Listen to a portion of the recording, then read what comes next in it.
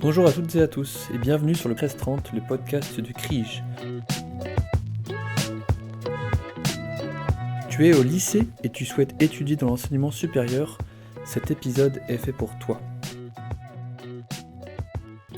Dans ce nouvel épisode, nous allons parler de Parcoursup et les étapes à retenir entre le 20 décembre et le 14 mars 2024. C'est parti.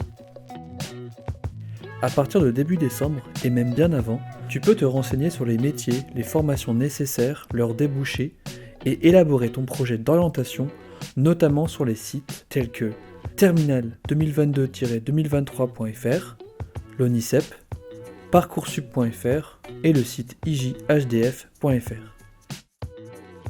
N'hésite pas à échanger avec ton professeur principal et tes autres professeurs sur les formations et sur tes propres choix.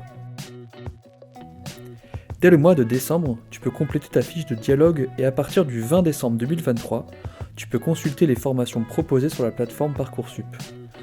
Au total, 23 000 sont référencées cette année.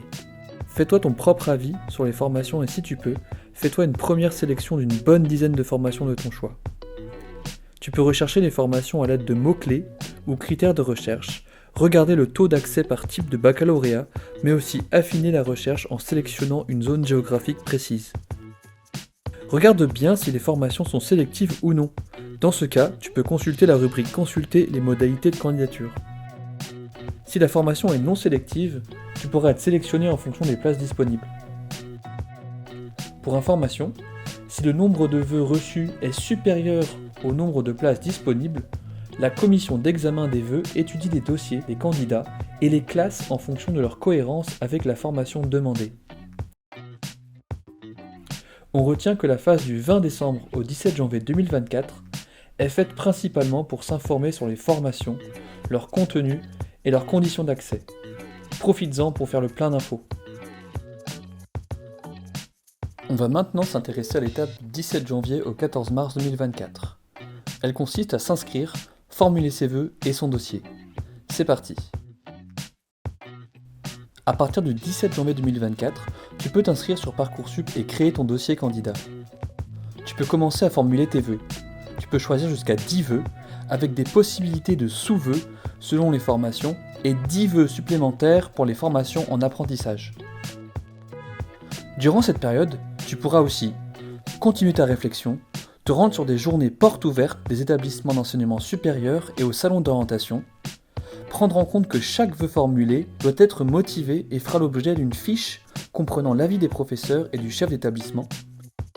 Renseigne-toi bien sur les vœux multiples. Tu n'as pas besoin de classer les établissements que tu as choisis. Attention, sauf exception, il n'y a pas de vœux multiples pour les licences.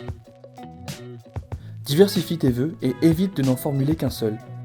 En 2022, les candidats ont confirmé en moyenne 12 vœux.